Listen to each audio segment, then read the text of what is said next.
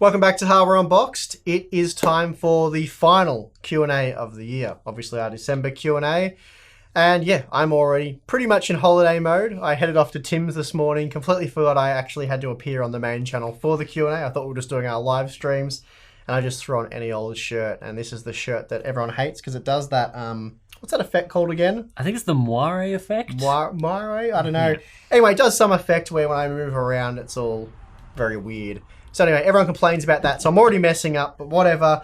We have plenty of good questions, so hopefully that will make up for me wearing the wrong shirt. Okay, first question. Are you ready for the first question? I'm ready. Let's get into it. We're ready.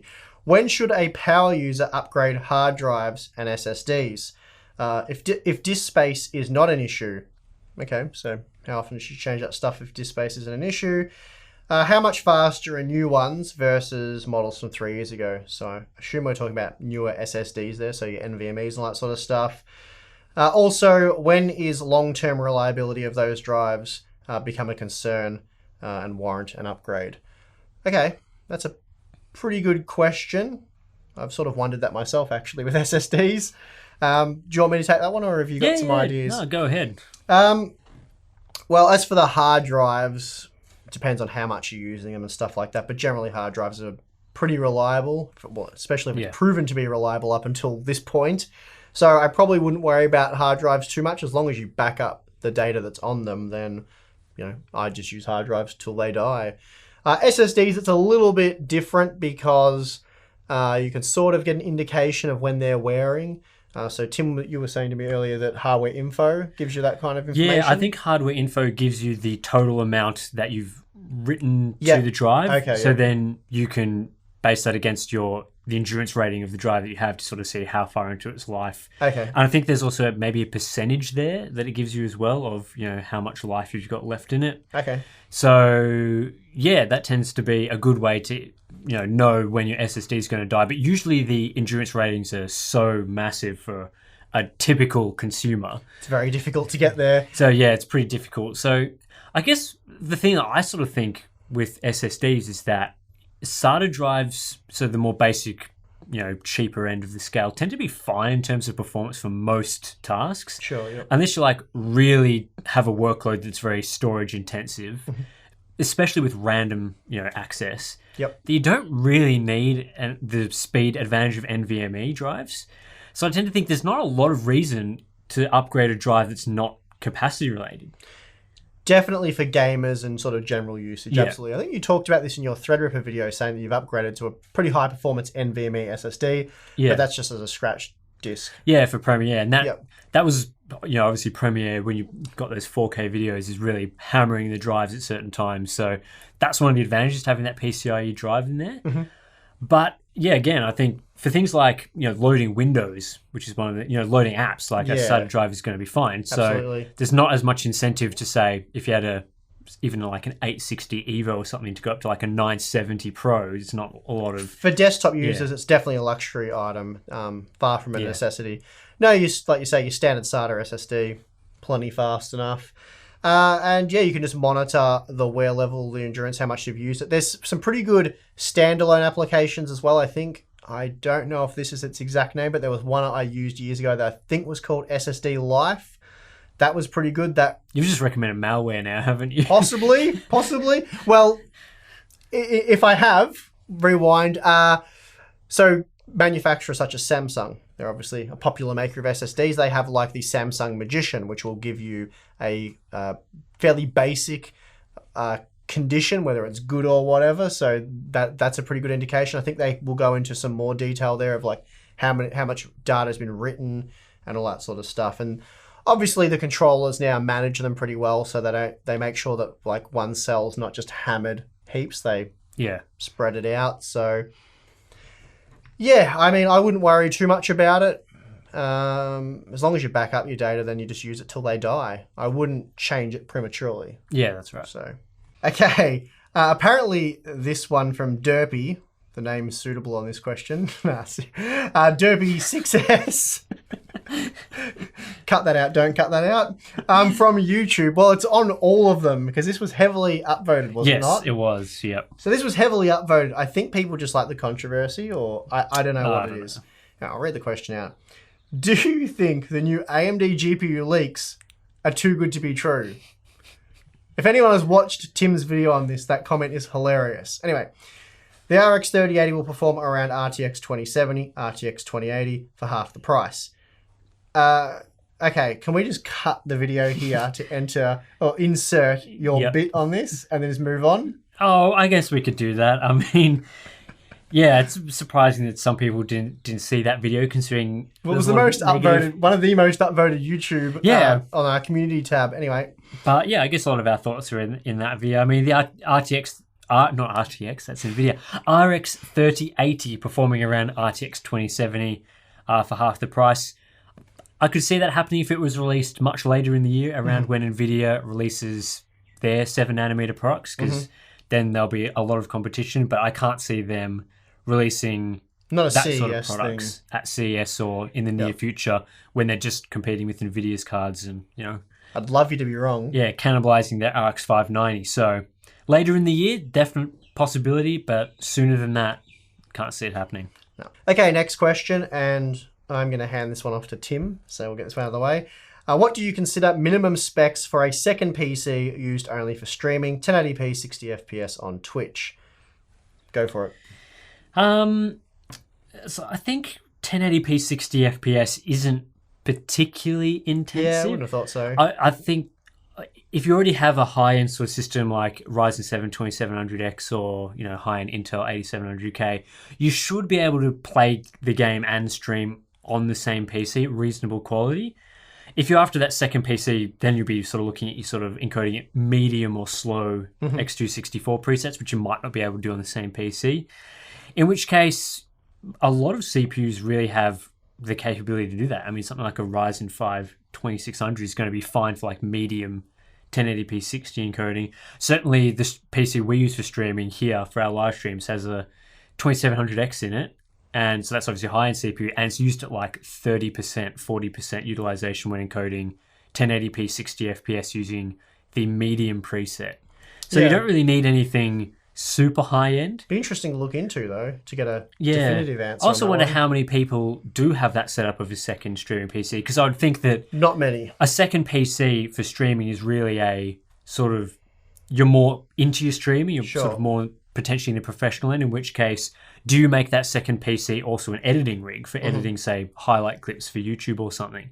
In which case, then, you know, a 2600 might be fine for streaming. Yep. But you might want something like even a Threadripper 2950X for rendering out your videos. If this is asked on the behalf of someone who's getting into Twitch and want to take it, you know, fairly seriously, and they don't want frame drops and things like that and stuttering, then, yeah, I think an older, even as old as maybe Sandy Bridge, like an unlock system overclocked, Haswell, any of those sort of older quad-core systems probably would work. Like I said, it'd be good to actually do some proper benchmarking on that and see. But yeah, I imagine that would be fine just for the encoding part. Yep. All right, next one is from Nick on our Discord server. I've heard from several sources now that the 2070 and 2080 are not selling well. What do you guys think the chances are of a rebate, bundled games or MSRP price drop to encourage those important sales numbers in their next quarterly financial report? Well, we've also heard that they're not selling well. I haven't seen any concrete evidence that that's the case. The 2070 dropped down to the MSRP for a lot of cards, the base price, quite quickly. So that somewhat suggests that they're not selling like hotcakes.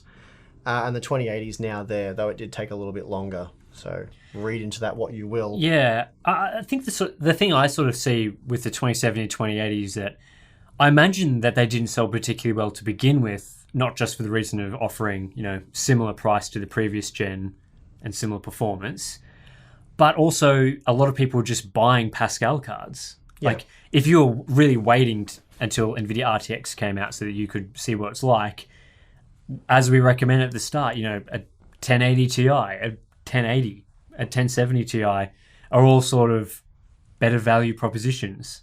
But now that the 1080 and 1080 Ti are pretty much gone from the market, the prices are inflated because stock levels have dropped massively, I wouldn't be surprised to see those sales pick up a bit because there's no other competition. If you're right now wanting to buy a high-end GPU, your options are RTX 2080 or RTX 2080 Ti. And then with the RTX 2070, it's competing with Vegas 64, which is a similar price. It's around that $500 mark, and depending on the game, it's and around let's the be same honest, even performance. before that, it was still Pascal we were mostly recommending. So it's still Nvidia. Basically, to address the question, I don't think there'll be any rebates, bundled games come and go. There's a Battlefield 5 bundle at the moment. Say that. The MSRP will definitely not drop. Oh, well, I shouldn't say definitely, but I'm certain it won't. Until AMD pull their thumb out and have a go. Pretty much. Competition creates price drops in this situation. War. GPU wars. So we need to get them going again. All right, another popular question on YouTube. Do you think game developers get less creative, like just rebranding their old stuff, so with just minor changes, and then selling it for a high price once again? Yes and no. I mean, it's hard to generalize and say they all do it, but there's definitely evidence of that. Like we've had, Fallout was probably one that comes to mind. Though I haven't given that any chance. I think the word sort of rebranding gives it a sort of negative spin because we always talk about rebranding graphics cards. It's like nothing exciting. But I think there's definitely sort of multiple ways that game developers rebrand their stuff. Because I think of a great example is Assassin's Creed Odyssey. That game is a lot of the artwork and assets and everything is very similar to Origins. Yep. And a lot of the systems are very similar. But they actually did do pretty significant changes to things like the narrative structure, the things you can do in the game, the combat system, and that makes it quite a different game and makes it a better game. Whereas then you think of Fallout 76, which is very similar to Fallout 4, but it's like terrible. So I think we're seeing more of, game developers putting so much effort into these big AAA titles that they want to get as much out of that as possible. DLC's been one way to do that, and now another way is just to sort of create another similar game that uses as much of their old stuff as possible. Yeah, you can make refreshes exciting. I'm not saying these are refreshes, but I'm saying the term refresh, you can make a refreshed product exciting. Like you can refresh a graphics card and charge a lot less, and then it's a new exciting product. And in the case of these games, I agree with what you're saying. Like another example would be Just Cause 4. Yeah. Now, I didn't need that game to be visually improved from Just Cause 3. I just needed it to be not downgraded in certain areas. Some areas it is better, for sure. But other areas it's not. And then the performance downgrade is massive. Yeah. So if it looked the same and performed the same, but it was a whole new exciting adventure, then I think that would be acceptable. Yeah, and I think there's another game that we've just recently been looking at is Hitman 2, for example. That game is very similar to Hitman 1. Yeah. Except every area is different and new, and if you bought Hitman 1, that's included in the game of Hitman 2. So, the only disappointing thing with that one is that they've seemed to have downgraded, which is really bizarre. I still don't know if we've got an answer on this. Why is there no DirectX 12? It was one of the few games that worked awesome with DirectX 12. It didn't initially, but by the end of the patching for it, it got to a really good place, and then they've just stripped it out. So, but I think in that game, that's a good way to sort of not have to do too much, but you're giving new content, and there's enough new content in that game to make it warranted as not just a DLC. Because that's kind of some people say like Fallout 76 should have just been a DLC for Fallout 4. Yeah, I mean it's kind of like the F1 games. Yeah. Every year, like you get. If there's a few new tracks on the calendar, well, they model those and add them to the game, and then you get some new cars. And then sometimes they try to add a few new game modes and things and the way the cars handle. So it is a new game. It's not just new skins. Yeah, like I think there's some games, obviously, that don't fall into that. Like Shadow of the Tomb Raider is obviously quite improved in every way. Yep. Forza Horizon 4 as well. Major changes compared to the previous games. They were successful, exciting games of the year. Yeah. So... What does that tell you? Again, Assassin's Creed Odyssey was also very popular. So there's it wasn't terrible. We were just hoping it would be a little less clunky than the previous one. I mean that was the issue with that game, not necessarily the other aspects, but yeah. Okay, we'll get through this one a bit quicker than we did the last question. This one is, considering how much you guys spend benchmarking, how much actual time do you get to play games for fun and not for benchmarking purposes? I feel like we answer this question probably every second Q&A. I don't know if that's true. Yeah. I feel like I've done it a few times. I play... It depends. It goes... I think for me, gaming is a cycle thing. So in winter, when there's not much else to do, I generally game in the free time I have with friends. So it's a good time of the year to catch up with friends, have a few drinks, relax, play some games. It's very much just a social thing for me now, rather than I don't play single player or anything like that. But right now we're in summer and I don't really game at all. It's like any free time I get, I'm usually outside doing things out there and then back on the computer benchmarking. So yeah, don't play much this time of year. Yeah, I'm pretty consistent throughout the year of playing regularly, but I wouldn't say that I play lots of games. Maybe an hour or two here and there, when there's some free time at the end of the night or something, then that's usually when. Mm-hmm. But yeah, certainly not as much as I used to. Well, yeah, same here. I used to game quite a lot, but I think most young guys do, especially when you move out of home for the first time and you've got your own place and that, and it's good to catch up with mates and play games. But yeah, unfortunately, those days don't last forever. Yeah. Okay, another question from our Discord chat. What is the most disappointing game you've ever played? We had a bit of discussion about this before. I always get caught out with these game ones because I feel like disappointing games, a game that really disappoints you, well, some of them, they cut you deep and you remember for a long time how disappointed you were. Some of them you're just like, and you move on quickly. And I think for me, I did play it a lot with friends and we did enjoy it, but we suffered through it in a way, and that would have been Red Alert 3. So huge Command & Conquer fan, which some of you guys are probably aware of. And yeah, I enjoyed Red Alert 3. Probably a lot of people didn't. But where it was disappointing was the game wasn't nearly as polished as it could have been. The netcode or whatever their online system was horrible. It took forever to get a game. They were often laggy. And yeah, it was just a bit of a nightmare. So it was let down, and the thing, it was so close to being a really fun, great real-time strategy game. And then the other one, is it the one you're going to bring up? Yeah, the one that I was going to bring up. So this is an equal for me. So. Definitely the remake of SimCity that came out recently, like the most recent SimCity game, I think. Mm-hmm. Man, that was nowhere near as good as the older ones. I pre-ordered that. Yeah, I know. Because I'm a big SimCity fan at heart. So SimCity 2000 basically is what got me into computers. That and the original DOS version of Command & Conquer. So those two games I loved to bits. And for me, the SimCity games never really captured, I think, was it 3000 that came after 2000? I mean, that would make sense. Was that the timeline? Maybe it was just straight to 4, but I'm not sure. I can't remember. There was a follow-up SimCity that wasn't as good as 2000, but it was still pretty good. I enjoyed it. I enjoyed a lot of SimCity 4. Yeah, I didn't really get into it after that. And then, the latest one came out. It looked awesome. I was hyped up. I was like, this is going to be great. And it was clunky. It ran like crap. The maps were really small. Yeah, they got rid of so much stuff. So much stuff you couldn't do, yeah. So that was a huge disappointment. Luckily, we have City Skylines now, which has sort of filled that gap a bit. Okay, next question is from Netwalker from our Discord chat. Can I get a question for the next Q&A? No. Sorry, moving on. Next one. Okay. Netwalker's question is, who decides what you... Actually, I like this question. Who decides what you guys do and how do you work out what that is? So I believe the question is, how do we work out what content we're doing, what products we're covering, or why are we covering them, or if I decide to do a big benchmark video or whatever it may be, why do we decide to do the content that we do it in the order that we do it, I suppose? Yep.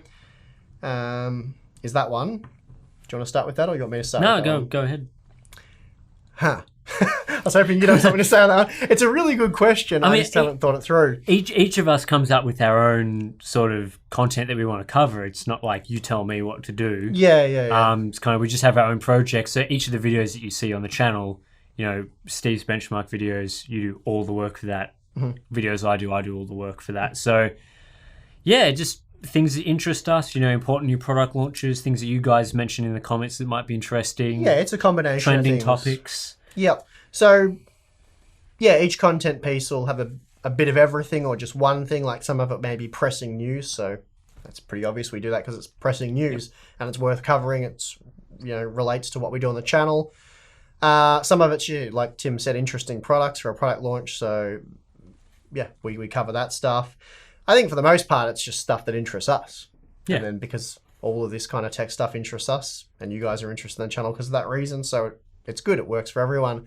The big benchmark videos, sometimes they're requested. If they were requested and I had no interest in doing it or didn't want to do it, then I probably wouldn't do it unless it was massively requested, and I suppose I'd suffer through it for you guys.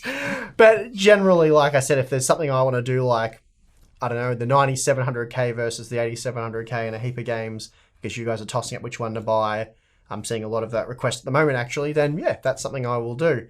So, yeah, it's just stuff that interests us mostly. We really shy away from content that we don't enjoy.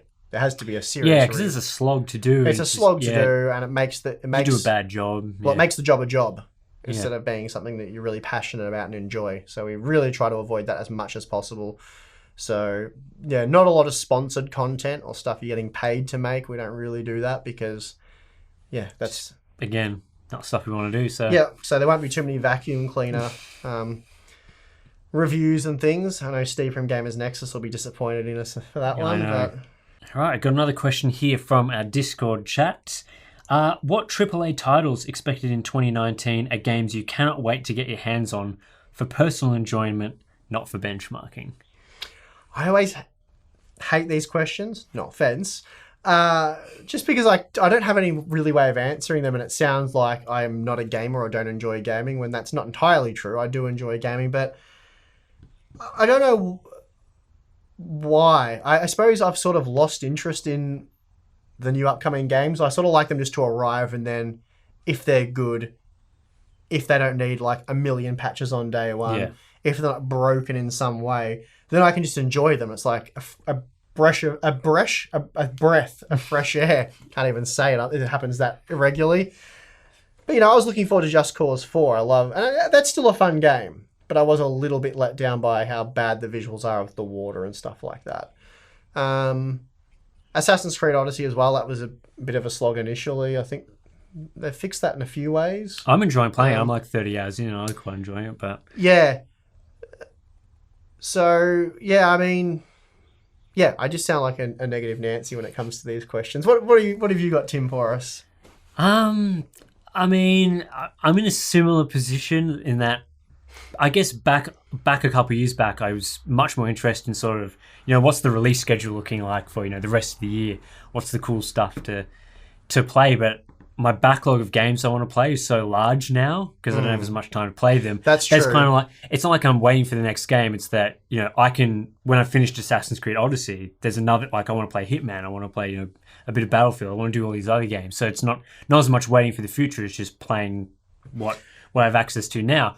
I mean, there's games like, Metro coming out next year. That was, I really enjoyed those previous games. Yeah, I'm keen to check that out. I'm interested to see how Anthem is because EA will absolutely stuff that up in some way, and I'm just waiting to see.